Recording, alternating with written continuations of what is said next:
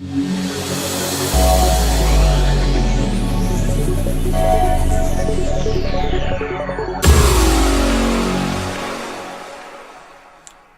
to Scholarly Gamers. If you've read any of our articles, consumed any of our content, watched our streams, you should know already that Scholarly Gamers, is a team that tries to hope to deliver something a little bit different in this day and age when it comes to gaming and indeed, the kind of geeky tech culture itself. We don't try to do clickbait, we don't attempt to be super controversial or top 10 lists and things like that. No, we try to look at actual substance. If you read any of our articles, no doubt you'll see that the quality is there, and usually an article will follow some kind of theme, whether that's critical thinking, whether that's applying a realm of science or study, or even a train of thought to the approach of how the article is written. It usually comes seaming through the piece itself. Well, I hope to achieve the same with Streaming Fundamentals, and I wanted to actually start the series with this little prologue, so to speak, about what this series is and what it is not. Streaming Fundamentals is not going to be a how-to guide. No, there's plenty of things like that out all over the internet, all of which are, for the most part, very subjective. You're always going to get one person's opinion. This is what I did. This is how I set my stream up. This is how I do this. And, it's difficult not to be subjective. That's how we go about most of our lives. We pass on our own experience, our own knowledge. We share it with as many people as we can, and hopefully it can help someone in some way. With Streaming Fundamentals, I'm hoping to do something a little bit different. I want to look at different aspects of streaming, and hopefully it will be helpful, but I want to take a more objective and critical approach. Instead of, this is the, for example, this is the frame rate and the bit rate you should use for your stream, I'd rather explore the actual differences between frame rates and bit rates for those of you out there who aren't as tech savvy as some. Why does it make a difference?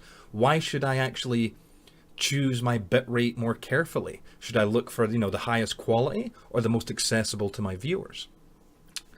We're going to start the series off with, it's going to be actually quite an uncomfortable conversation, and that's going to be about you, because you are the key ingredient when it comes to streaming. Whether or not it's a hobby, whether or not you want to make a career out of it, the key ingredient is always going to be you. So episode 1 is going to be a slap in the face, because we're going to be discussing you. Again, not in a subjective way, but an objective way, because let's be honest, I don't know you. So all I can give you is, using some aspects of psychology as well as sociology, we're going to actually kind of analyze what are some of the key aspects if you want to stream. Why should you stream? These are all questions that we'll get to in episode 1. We're also going to look at more technical aspects. For example, if you want to stream, what platform should you choose? Again, that's going to be a very subjective question that only you can answer. But what I will try to do here is look at the different platforms in an objective way to try to analyze the pros and the cons of each. And even we might delve into the whole concept of multi-platform streaming, which, as you'll soon find out, I don't really recommend, just only in a few specific situations. We're also going to look at how to get your feet wet, stream from console. The most easiest way to get started in this whole streaming debacle, right, is just to stream directly from console. So we'll look at that and look at what your options are. Then we're going to look into PC streaming, right? This is where it gets a little bit more serious. So there's several ways we could approach this, but I believe going forwards, what we're going to start off first with is software. Again, software is subjective.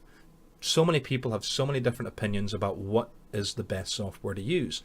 And ultimately will also depend on whether you're on a traditional PC or if you're on an Apple, because Apple has some really tasty offerings, although most of them do cost money. But again, we'll get into that later on in the series. After we look at the software aspect, I'm going to go straight into the codecs and bit rates in the next episode. And we're going to be discussing, okay, why are they important? What do these things even mean? Again, trying to look into the actual underpinning science. Hopefully, we'll try to get some good comparisons up. Keep in mind with online videos, it is very different, or difficult rather, to see the little differences between bitrate. But I'm going to try my best to represent that as fairly as I can, so you can see firsthand the actual differences when it comes to image quality, as well as things like artifacting is what they call it, when you get pixelation and everything. But we'll talk about that.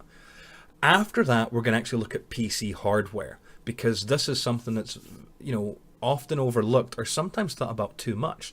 Do you really need to spend thousands on a computer set up for streaming, or can you get by with a budget build?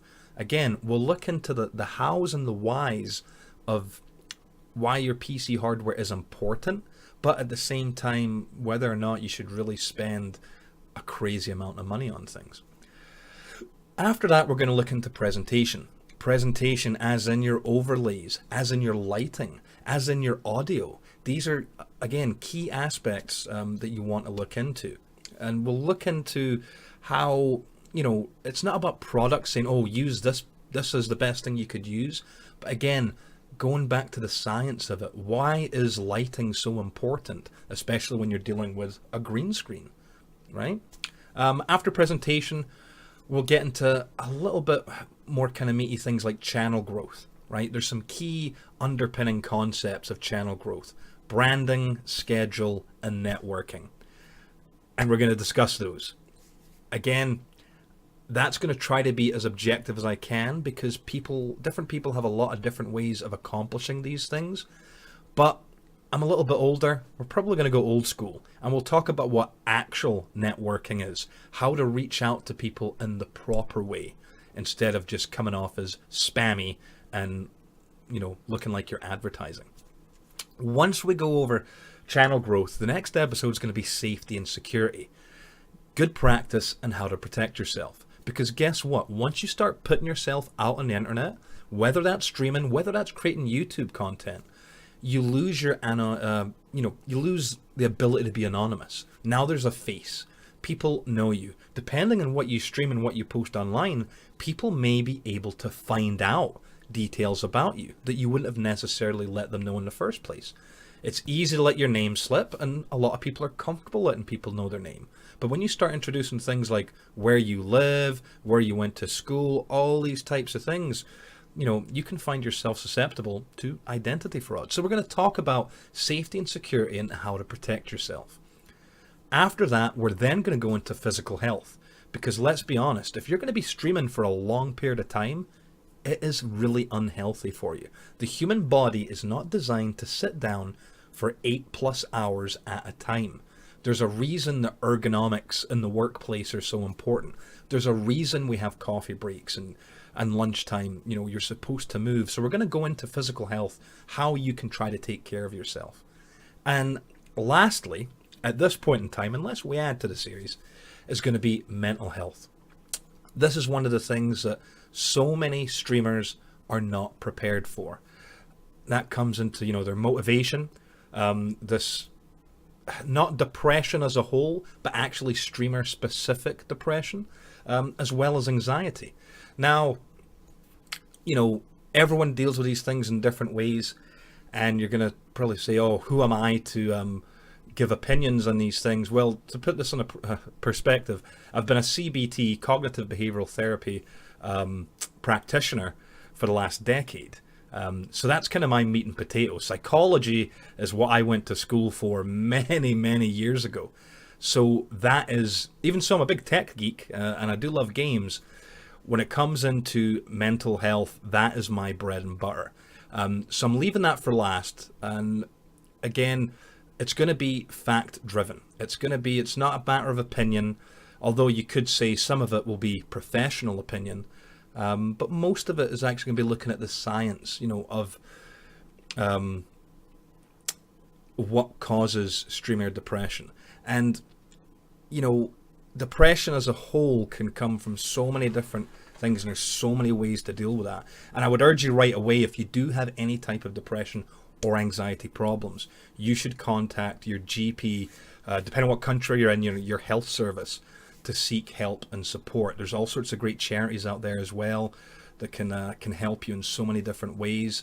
The Samaritans over here in the UK, for example. You should definitely not go. You should not let that go untreated. You should also talk to people, talk to your friends, talk to your family. So that's dealing with anxiety and depression as a whole.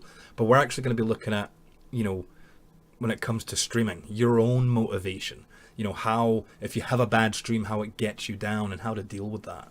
But that is basically the series in a nutshell. I know I probably should have started with a spoiler alert, but I wanted to let you know what is on the horizon. Because again, there's streaming 101 guides and how-tos all over the place, but I don't think I've ever seen one that is actually approaching it from a more critical, objective, type of approach. So hopefully this series is going to be as enjoyable for you to watch as it is for me to make. Slightly fair, I may have bitten off a little bit more than I can chew when it comes to the actual production of these. The content itself, not a problem. If you've ever seen me on Jungle Drums, you know I can talk. In fact, I've talked for a living for quite a long time.